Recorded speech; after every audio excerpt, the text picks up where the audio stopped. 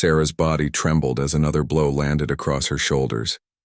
The grain sack slipped from her weakened grip, spilling wheat across the store's wooden floor. Thomas Whitmore's face twisted with disgust as he raised his hand again. Too sick. To work means too sick to eat. The words hung in the morning air like smoke from a dying fire. Sarah pressed her palm against the store counter, fighting the dizziness that clouded her vision. Her legs threatened to buckle beneath her thin frame. Outside, Ezra McCain adjusted his horse's reins and watched through the dusty window. The scene struck him like a fist to the chest. The woman's shoulders curved inward, protecting herself from another strike that never came. Instead, Whitmore grabbed her wrist and yanked her toward the storage room. Ezra's jaw tightened. His brother's face flashed in his memory.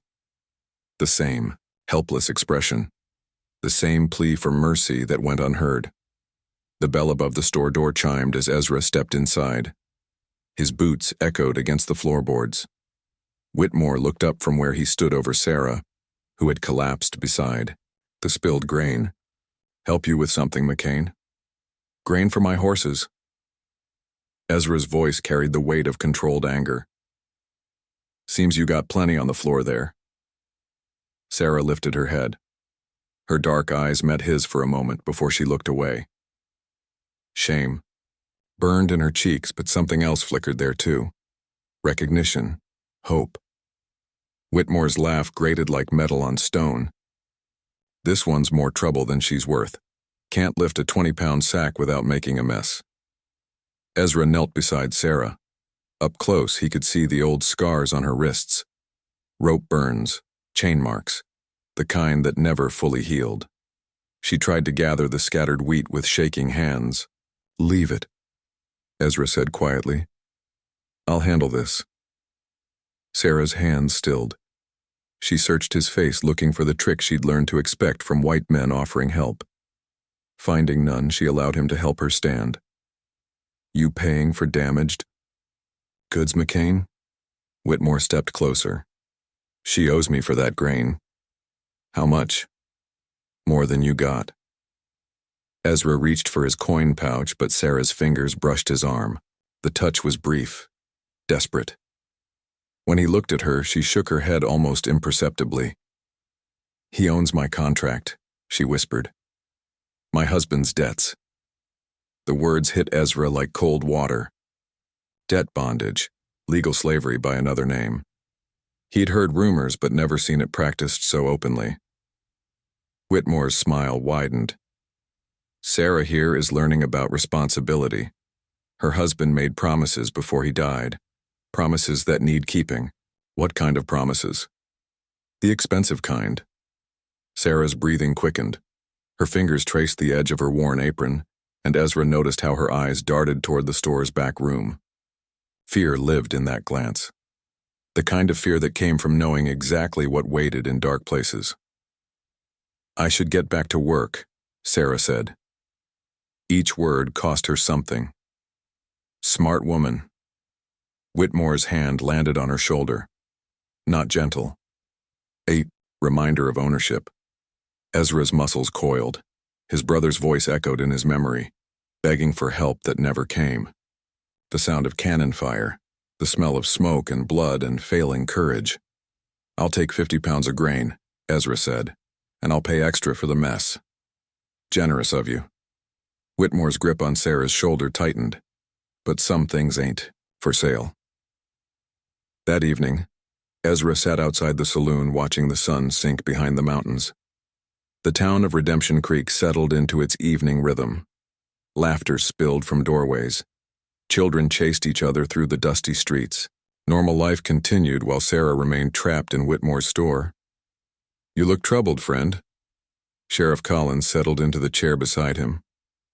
The lawman's weathered face carried the weight of too many compromises. That woman at Whitmore's store. Sarah, what's her story? Collins was quiet for a long moment. Husband died in a wagon accident 6 months back. Owed Whitmore money for supplies. Contract says the debt transfers to the widow. That legal? Legal enough.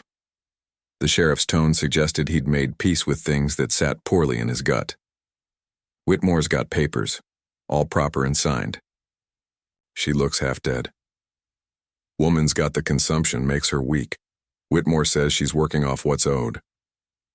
Ezra watched a tumbleweed roll past. The wind carried dust and the sound of piano music from the saloon. Everything looked peaceful on the surface, everything looked normal. How much could one family owe? More than you'd think. Whitmore's got a head for numbers. Interest adds up quick when you can't pay. The sheriff stood and adjusted his hat. Best not to interfere, McCain. Whitmore's got influence in this town, friends in high places. After Collins left, Ezra remained in his chair watching the stars appear one by one. The night air carried the scent of wood smoke and distant rain. Somewhere in the darkness, Sarah was preparing for another day of slow dying. His brother's face haunted him. The moment when help should have come, but didn't. The choice between safety and conscience that still woke, him sweating in the dark. Not again. The next morning, Ezra waited outside Whitmore's store until the man arrived to unlock the door. Sarah followed a few steps behind, moving like someone who'd forgotten what rest felt like. McCain, you're early. Got a proposition for you, Whitmore. Inside the store, Sarah began her daily routine of sweeping and organizing. She moved carefully, conserving her strength. Every gesture spoke of illness barely held in check. I want to buy her contract.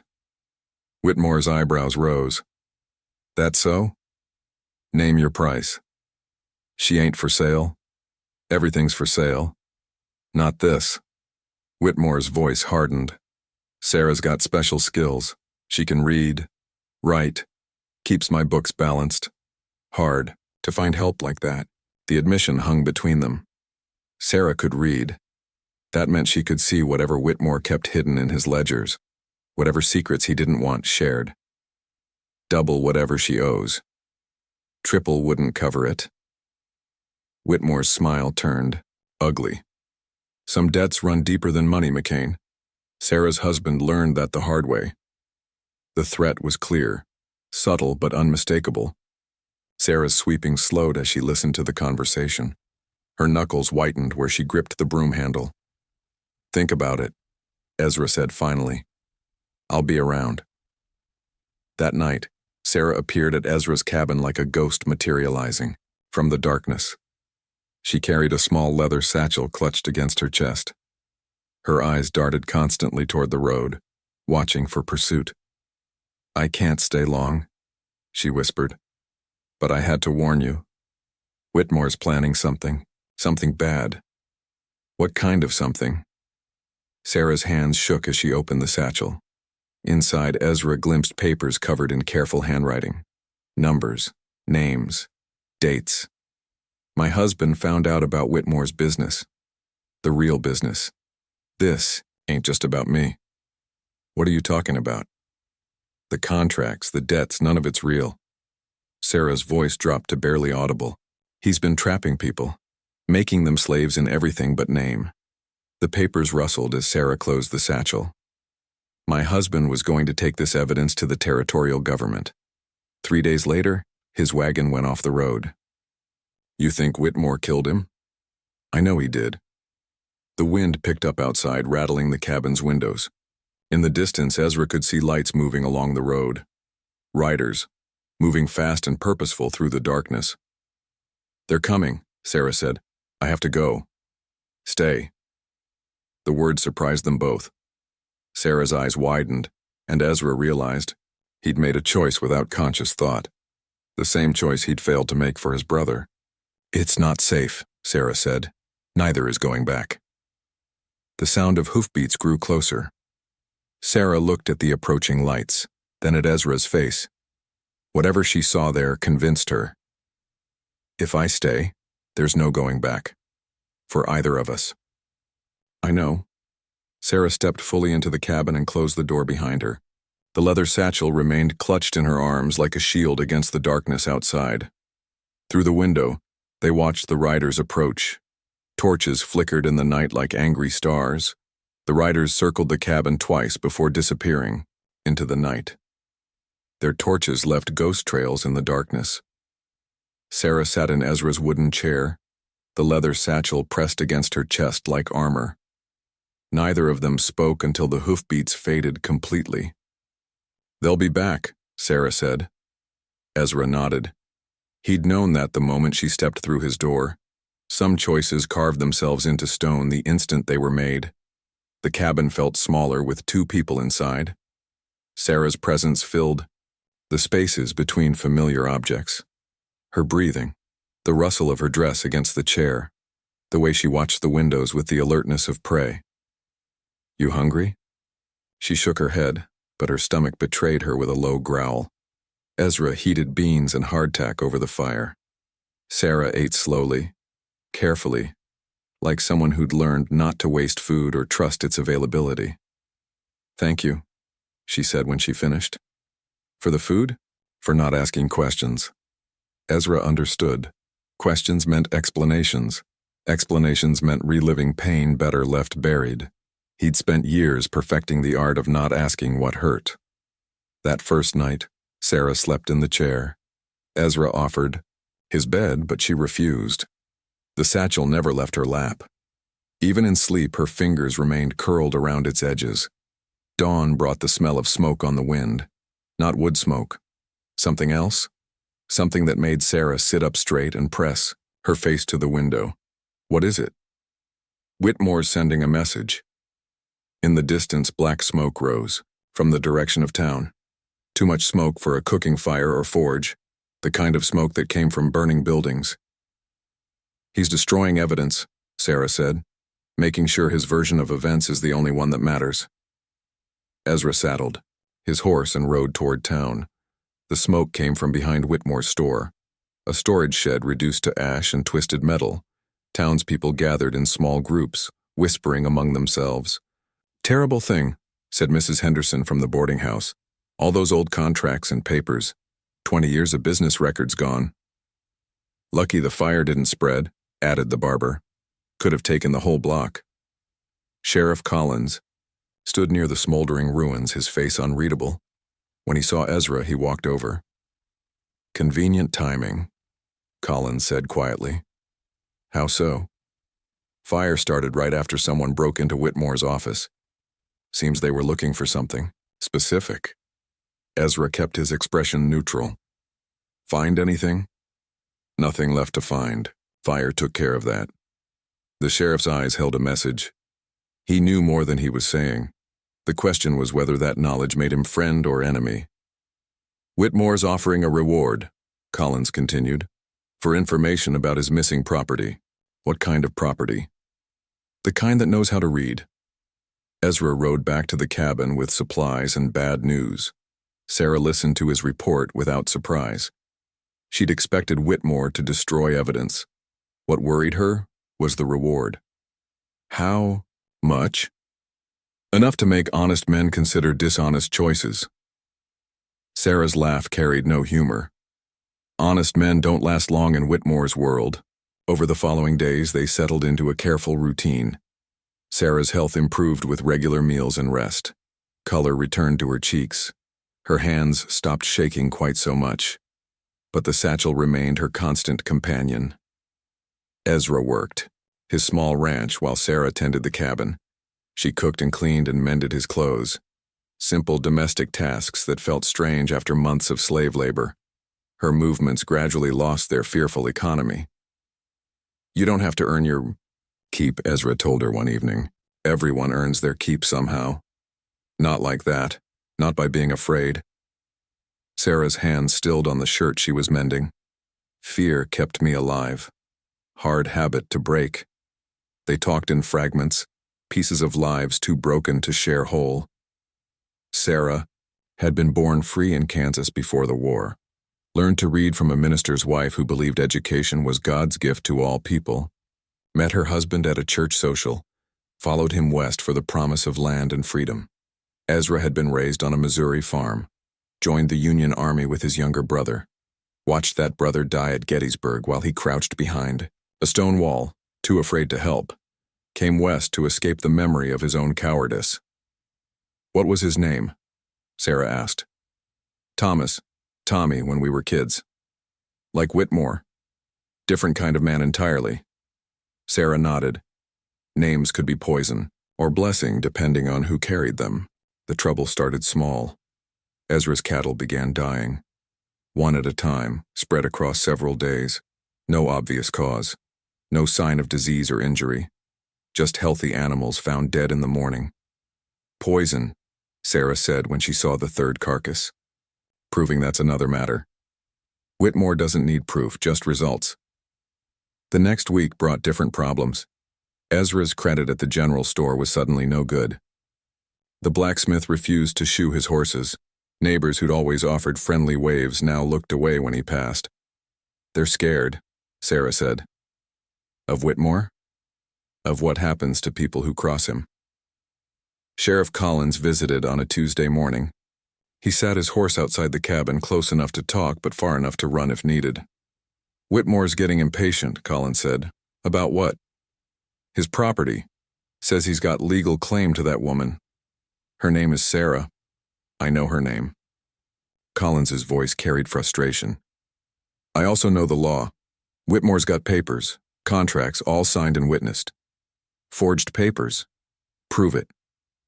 The challenge hung between them like a bridge neither man wanted to cross. Sarah watched from the cabin window, her face pale but determined. Give me time, Ezra said. Time's not something I can spare much of. Whitmore's got friends. Important friends. They're asking questions about my handling of this situation. Collins turned his horse to leave, then paused. Whatever you're planning, McCain, do it fast. I can't hold them off much longer. That evening, Sarah finally opened the satchel completely. She spread papers across Ezra's table like a dealer, laying out cards. Names. Dates. Amounts. A careful record of systematic theft disguised as legitimate business. This is what my husband died for, she said. The documents told a story of deliberate entrapment. Whitmore would extend credit to desperate families. When they couldn't pay, he'd offer new terms. Lower payments but higher interest. Extended deadlines but additional fees. A maze of paperwork that led only deeper into debt. Look at this. Sarah pointed to a column of numbers. The Morrison family started owing $40 for supplies. After 2 years of payments, they owe $400. How is that possible? Creative accounting. My husband was good with numbers. He figured out Whitmore's system. More papers revealed the scope of the operation. Families across 3 territories. Men, women, children bound by contracts that could never be fulfilled. Legal slavery in everything but name. Why didn't you show me this before? Sarah's fingers traced the edge of a document. Because once you see it, you're part of it. My husband thought he could handle Whitmore alone, thought the law would protect him. What changed your mind? Your cattle, the way people look at you now. You're already part of it whether you want to be or not. Outside, the wind picked up. It rattled the cabin windows and sent dust devils dancing across the yard. Storm weather. The kind that washed away old tracks and left the ground ready for new ones. There's something else, Sarah said. She reached into the satchel and pulled out a small bundle of letters. Correspondence between Whitmore and territorial officials, judges, sheriffs, people who make the law work in his favor. Ezra read the letters by lamplight. Bribes disguised as campaign contributions. Threats wrapped in legal language. A network of corruption that reached from small towns to territorial capitals. This is bigger than just Redemption Creek. My husband realized that too, right before he died. The lamp flickered, casting shifting shadows across the papers. Evidence of crime spanning years. Proof of systematic oppression. The kind of truth that got people killed.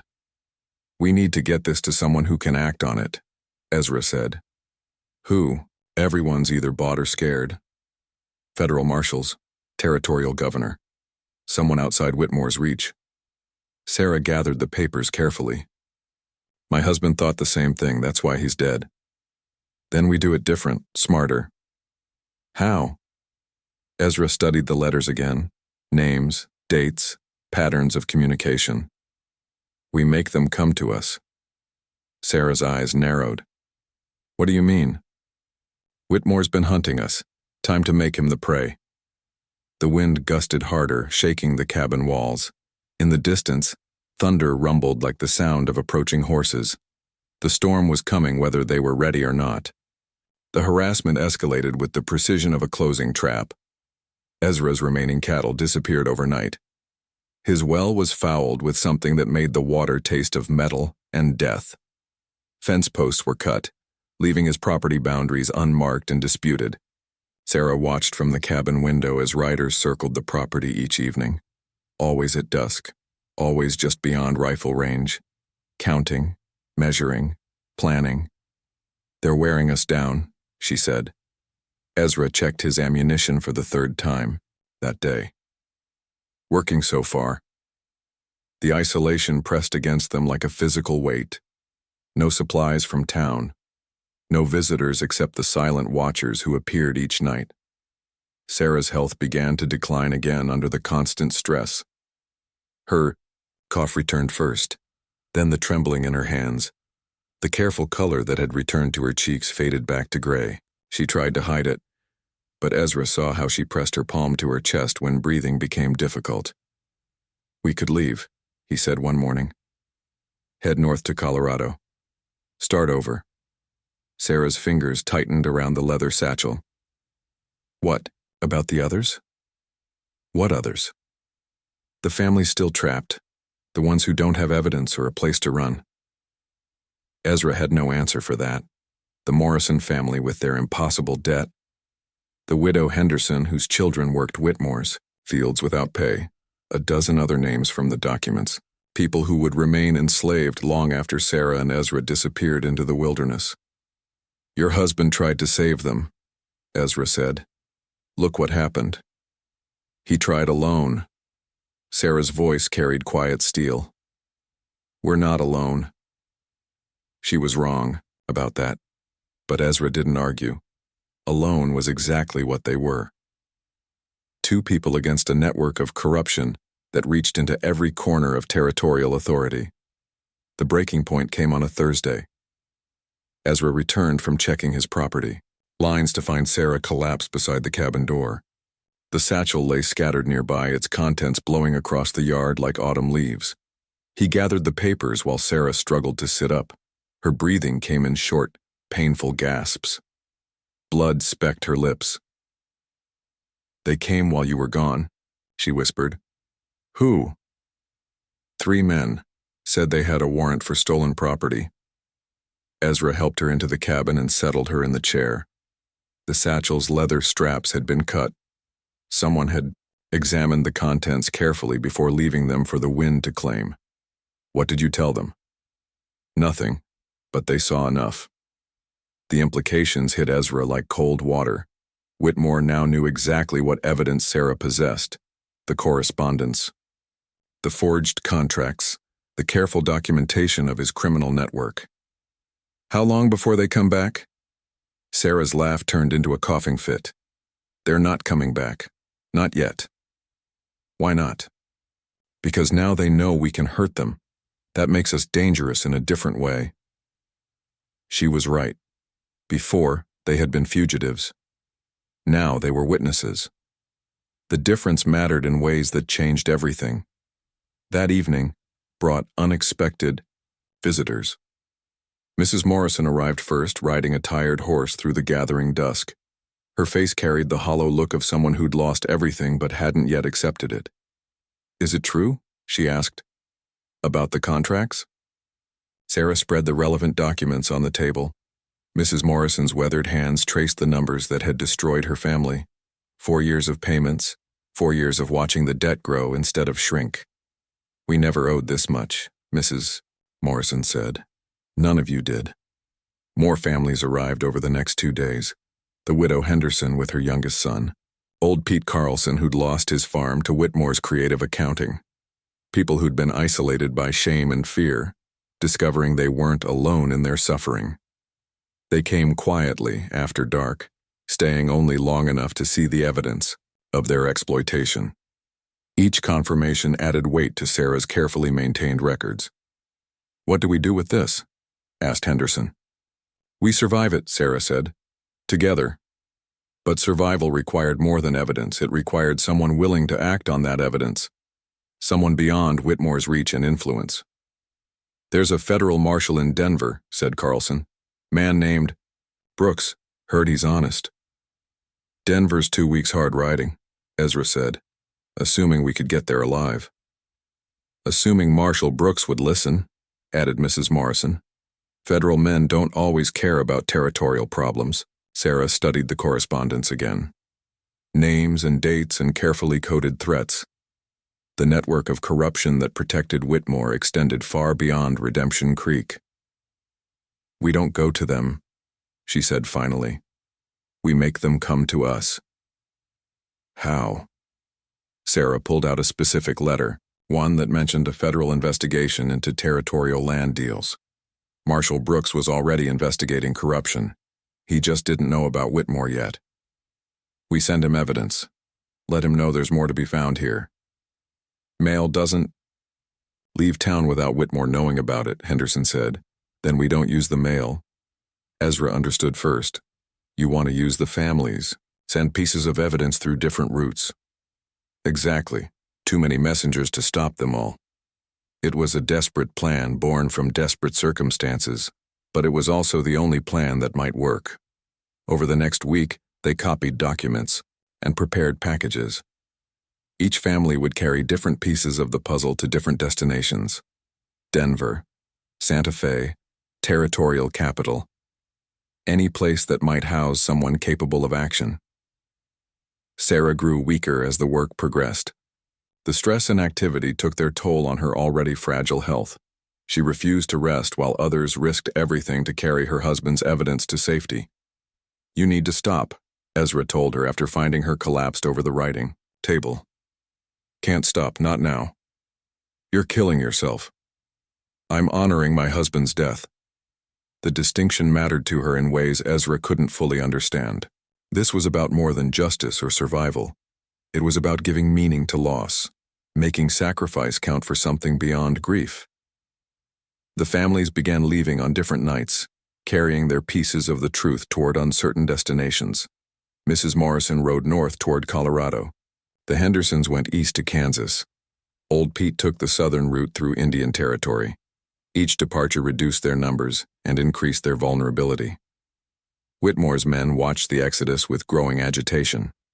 The careful balance of fear and control was shifting in ways that made violence more likely. He'll move soon, Sarah said on the night the last messenger departed. How soon? Before they can reach anyone who matters. Ezra loaded his rifle and checked the cabin's defenses. Sturdy walls, good fields of fire, limited approaches. It would have to be enough. We could still run, he said. Sarah shook her head. This is where it ends. One way or another. She was right. Running would only delay the inevitable confrontation. Whitmore couldn't allow them to live with what they knew, not when that knowledge threatened his entire operation. There's something else in the satchel, Sarah said. Something I haven't shown you. She pulled out a final document. A letter addressed to the territorial governor. Detailed accusations against specific officials. Names, dates, amounts of bribes paid and favors granted. My husband was going to deliver this personally, she said. Right before he died. The letter was their most dangerous piece of evidence. It implicated people with the power to destroy federal investigations before they started.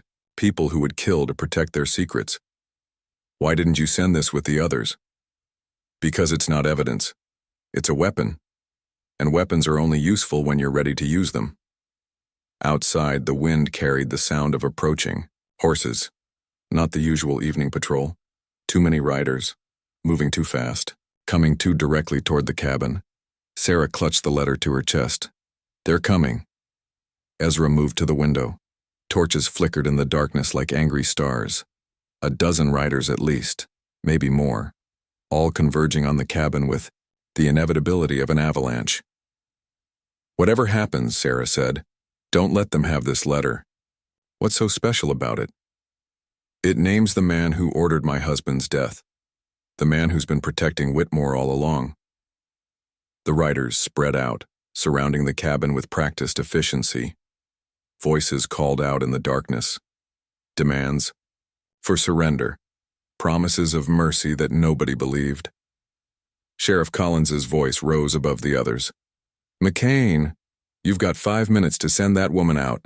After that, we come in shooting." Sarah's grip on the letter tightened. Everything they'd worked for came down to the next few minutes. The evidence scattered to distant towns might eventually reach honest men. But the letter in Sarah's hands could destroy Whitmore's protection immediately, if they lived long enough to use it. The torches moved closer. Time was running out. The final confrontation had arrived, whether they were ready or not. Dawn broke over Ezra McCain's remote cabin as Sheriff Collins and his men maintained their positions around the property. Ezra stood in the doorway, rifle ready but not raised. Behind him, Sarah clutched the leather satchel against her chest like a shield. The standoff had lasted through the night, neither side willing to make the first move. The air hung thick, with unspoken threats and the weight of choices that couldn't be undone. "Step aside, McCain," Collins called out. "You're harboring stolen property." "She's not property," Ezra replied. "Not anymore." Sarah's whisper barely reached his ears. "They can't know about the letters, Ezra. If they find out what I witnessed." The words carried more weight than their simple meaning suggested. Sarah's grip on the satchel tightened as she studied the men surrounding them. Something in their formation seemed wrong. Too organized. Too patient. Collins dismounted and walked closer. His movements lacked the aggression Ezra expected from a man leading a posse. Instead, the sheriff moved with the careful deliberation of someone navigating dangerous ground. "That woman has evidence of serious crimes," Collins said. "We need to see what's in that satchel." The phrasing struck Ezra as odd. Not demanding Sarah's return, not accusing her of theft, asking for evidence. Sarah stepped forward, her fear giving way to something that looked like recognition. "You're not working for Whitmore." "No, ma'am, I'm not." The revelation shifted everything. Collins raised his hand, and the surrounding men lowered their weapons. What had appeared to be a threatening posse transformed into something resembling protection. "Federal Marshal Brooks," Collins said, gesturing to a tall man who stepped forward. "Been investigating reports of illegal bondage practices in this territory." Marshal Brooks removed his hat as he approached. His weathered face carried the authority of someone accustomed to making difficult decisions in impossible circumstances. "Mrs. Sarah," he said formally, "we've been hoping to speak with you." Sarah's legs nearly buckled with relief. The constant fear that had sustained her for months suddenly had nowhere to go. Ezra steadied her with a gentle hand on her arm. "How did you know we were here?" Ezra asked. "Your messengers," Brooks replied. "Brave people carrying pieces of a puzzle we've been trying to solve for months." The families had reached their destinations. Mrs. Morrison's ride to Colorado, the Hendersons' journey to Kansas, Old Pete's dangerous trek through Indian Territory. Each had delivered their portion of Sarah's carefully documented evidence. "We needed to verify the information before acting," Collins explained. "Make sure you were legitimate witnesses and not just troublemakers with forged documents."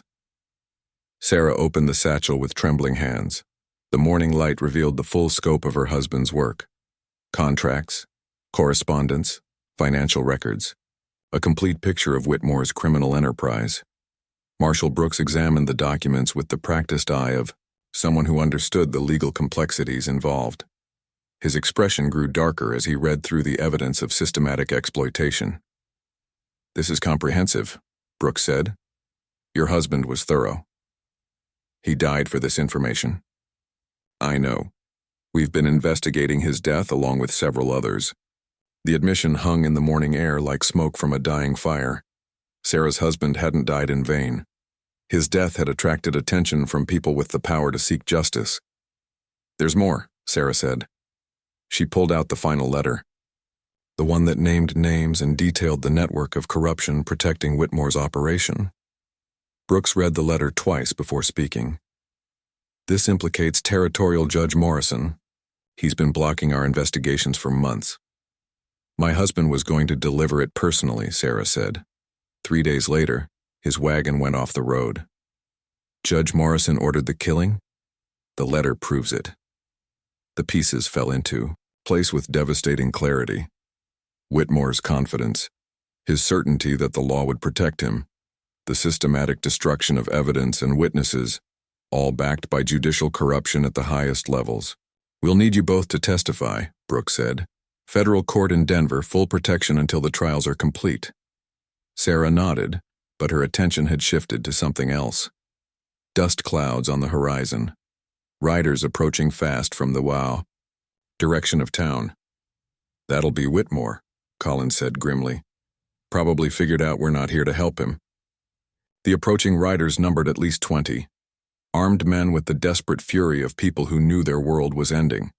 Whitmore rode at their head, his face twisted with rage and fear. How much does he know? Brooks asked. Enough to try stopping us, Ezra replied. The federal men took defensive positions around the cabin. Their professional calm contrasted sharply with the wild energy of Whitmore's approaching force. Law against chaos. Justice against corruption. Whitmore's group stopped just outside rifle range. The businessman himself rode forward under a white flag, though his hand rested on his pistol grip. Collins, he called out. This is territorial business. Federal government's got no jurisdiction here. Judge Morrison might disagree, Brooks replied. If he wasn't under arrest in Denver. The news hit Whitmore like a physical blow. His face went pale as he realized his protection had vanished. The corrupt judge who'd shielded his operation was gone. You've got no proof of anything, Whitmore said. Sarah stepped into view, holding the satchel. I've got 4 years of proof. Every contract, every forged document, every bribe you paid. That woman's a liar and a thief. That woman's a witness, Brooks corrected, along with a dozen families you've been exploiting. Whitmore's men shifted nervously behind him. The certainty that had driven them here was crumbling as they realized they were facing federal authority, not local resistance. Stand down, Whitmore, Collins ordered. It's over. Nothing's over until I say it's over. But even as he spoke the words, Whitmore's voice carried the hollow ring of defeated bluster. His empire of exploitation was collapsing around him like a house built on sand. The confrontation ended not with violence but with surrender. Whitmore's men, faced with federal authority and overwhelming evidence, chose survival over loyalty. One by one, they laid down their weapons and accepted arrest. Whitmore himself fought until the end, raging against the injustice of his situation while ignoring the injustices he'd inflicted on others. His final words were threats and curses that carried no weight against the mountain of evidence Sarah had preserved. The trials in Denver lasted 3 months. Sarah's testimony, supported by her husband's meticulous documentation, destroyed Whitmore's network completely. Corrupt officials faced federal charges. Illegal contracts were voided. Families trapped in debt bondage found their freedom restored. Sarah's health improved with each day of the proceedings. Speaking truth in open court proved more healing than any medicine. The fear that had consumed her for years transformed into quiet satisfaction as justice finally prevailed. Ezra remained by her side throughout the trials, not as protector anymore, but as partner. Their shared ordeal had forged bonds deeper than romance or convenience. They'd become family in the way that mattered most. 6 months after Whitmore's arrest, they returned to Redemption Creek. The town had changed in their absence. New businesses opened. Former victims became contributing citizens. The atmosphere of fear that had hung over everything like smoke had finally cleared. Sarah opened a school in the building that had once housed Whitmore's store. Children of all backgrounds learned reading and writing in the same space that had once symbolized oppression.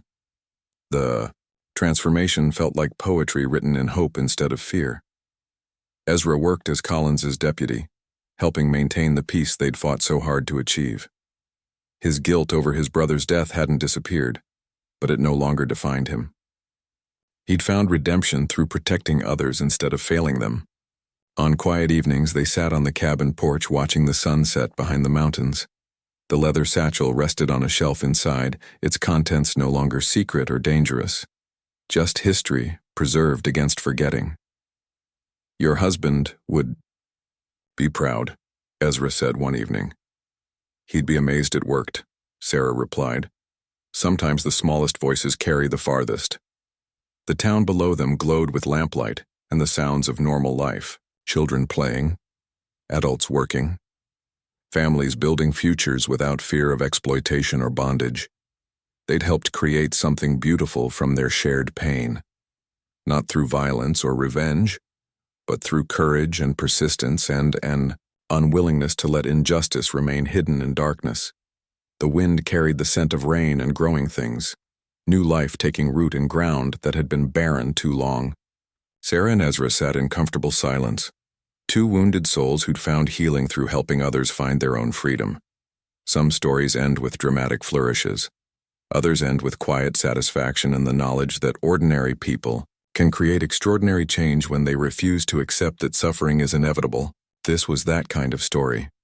The kind that proved hope was stronger than fear, and truth more powerful than any lie that had ever been told. And that is all to the story, for now. Please let me know where you are tuning in from. Perhaps we will create a story there. Consider liking this video and subscribing to our channel, and if you enjoy our content, click this video on your screen. I promise you, it's worth watching. See you tomorrow.